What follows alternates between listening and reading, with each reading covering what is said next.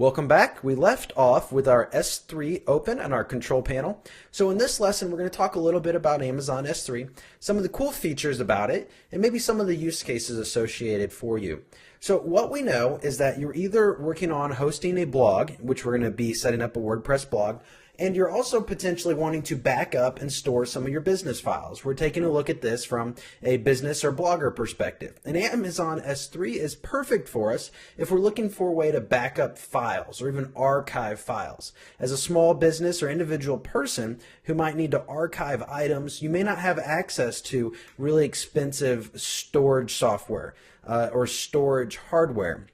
And that can get very expensive, and we can do all of this with just the free tier on Amazon for the first year. And then after that, we're looking at $10 a month. So this is really just a no-brainer for us in our tool set. So Amazon S3 has these contents called buckets.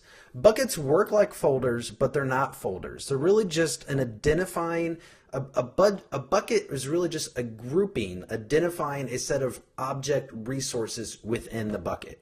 So I've already created a bucket, but we'll go ahead and create another one. Bucket names are unique to everything on Amazon, not your account. So you can't have the same bucket name as somebody else. So for example, if I were to type in Star Trek, my guess is this is already created. And see, so somebody else on Amazon S3 already has this bucket name, so I can't do it.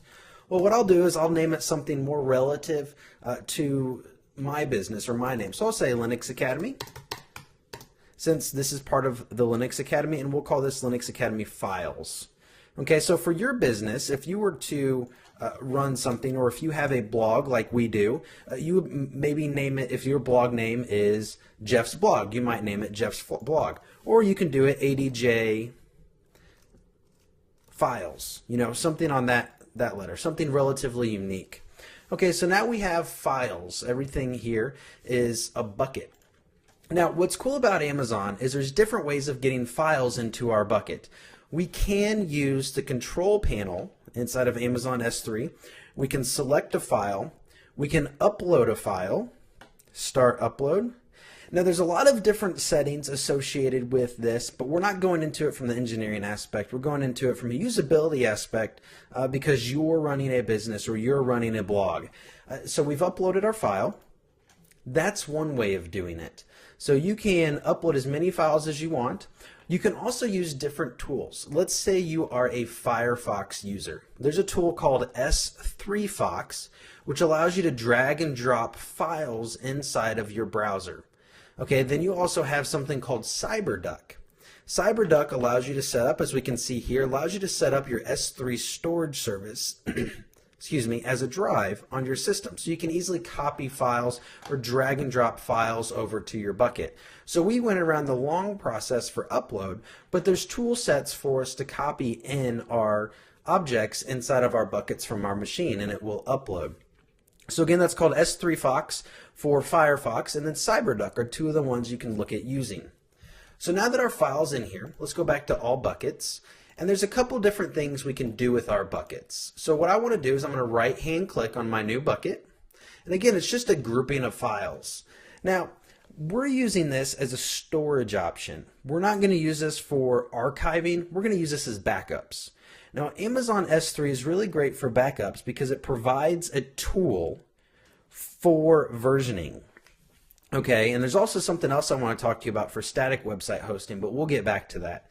So we have something called versioning. And if we enable versioning, we'll go ahead and enable it. We'll save it. So now, well, it's already enabled, but now that we have versioning enabled, we can't use the lifecycle settings, which the lifecycle allows us to archive objects automatically. But versioning allows us to, any type of version is stored on Amazon S3. So let's say you accidentally delete a file. Well, there's a version saved for it. If you delete a file out of Amazon S3, let's say you've made 8 changes to a file that's located on Amazon S3.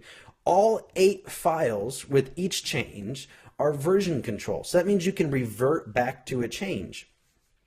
So what this then becomes is a really feasible, flexible, perfect backup solution for your individual needs, your business or your blogging needs. So you can throw items on there, and it's version controlled, history controlled, and it backs it up. You don't have to worry about enterprise level backups. It's real simple to use. You're getting started for free, and it's accessible. You can download these files. You can make a file public. So for example, I can right-hand click on my file. I can go to permissions. I can add a permission. I'm going to say everyone. And I want to allow everyone to open or download the file.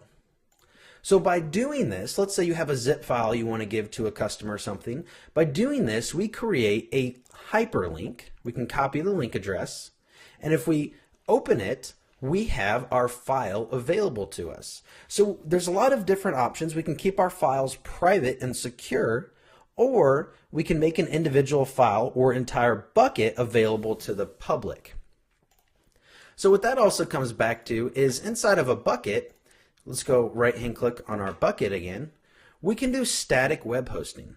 So what we can do is we can just select an index document, and all we would have to have, if we said index.html, all we would have to have is a file inside of our PH content bucket called index.html, and that would allow us to actually host just a static website.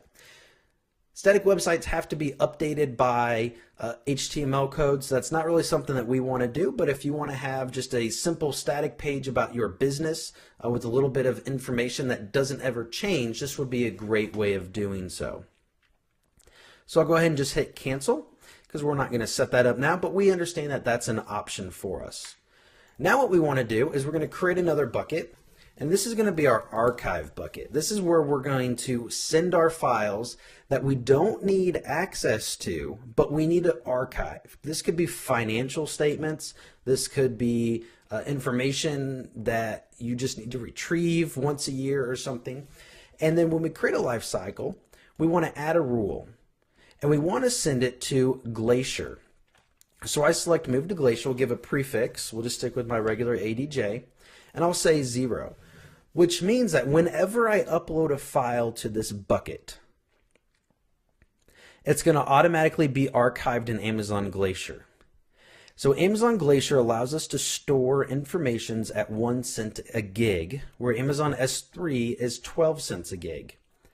The difference is we can access our Amazon S3 content at any given time.